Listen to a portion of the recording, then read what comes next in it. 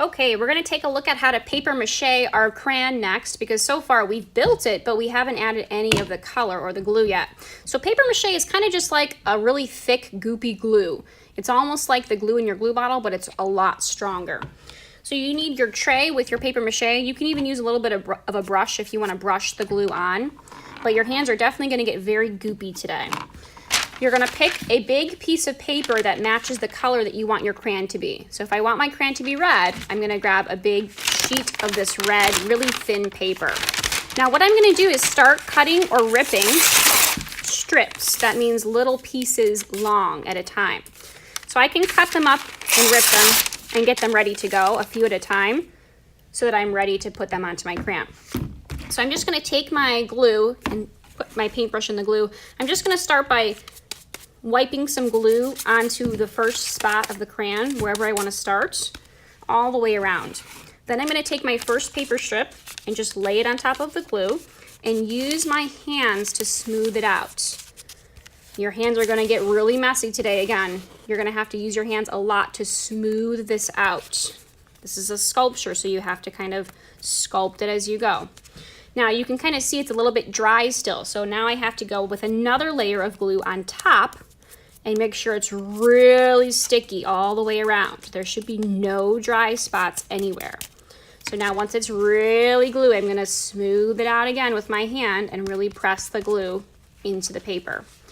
Once it's smooth, there's no lumps or bumps here, I can go on to the next part. So I'm just gonna keep paper macheing my crayon all the way down, one little paper strip at a time. I'm gonna wrap this next one around. More glue on top, no dry spots. Smooth it out with my hand. Now it looks like I missed a spot here. I've got the red all the way around except here. So I'll take another little piece and I'm gonna stick it in that spot there.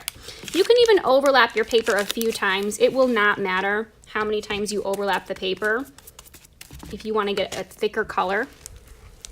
You can kind of see it's really sticky here. My hands are getting really sticky, that's okay. So I'll paper mache the bottom as well. Rip off another piece. I can start at the top here. Smooth it out, smooth it out. You're gonna notice as your hands get goopier, you probably have enough glue on your hands to just smooth the parts out. You probably don't even need to use a lot with your paintbrush anymore. Okay, if you see any tape or black poster board left, you know that you missed a spot. You have to go back to that spot, put more paper and smooth it out. So your goal is to cover every little spot so that your crayon is only one color. In the end, we're going to paint a little bit on here and glue some little labels on there. And I'm gonna keep paper macheing this. It looks like I need more glue all the way around this spot here.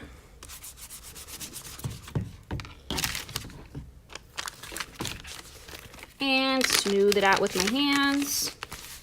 Get more glue. We don't want it to be dry. We want it to be pretty wet. And more paper mache. Make sure you have little paper strips at a time.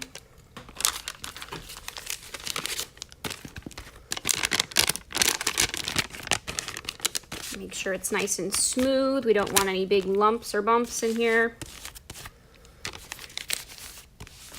More glue on top. Smooth it out.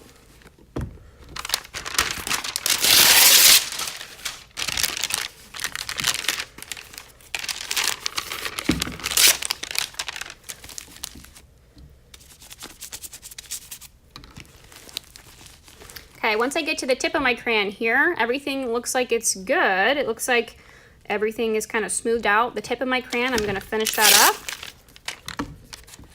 I think I need some glue on the top there. I don't have enough. Okay, spread it out, smooth it out. One more little piece, and I think I am done. Looks like I gotta smooth it, massage it, smooth it out a little bit better here. All right, that looks pretty good. Now, some of you might want to go and do a second layer because it looks like I can kind of see the black poster board through some of those spots. If you can see a little bit of it, It's no problem to just do a second layer and to cover those up a little bit with a little bit more paper and glue. So you can keep adding some layers if you feel like you need to. But mine is done, so I'm gonna go put this to dry with my name next to it on the big poster board on the floor.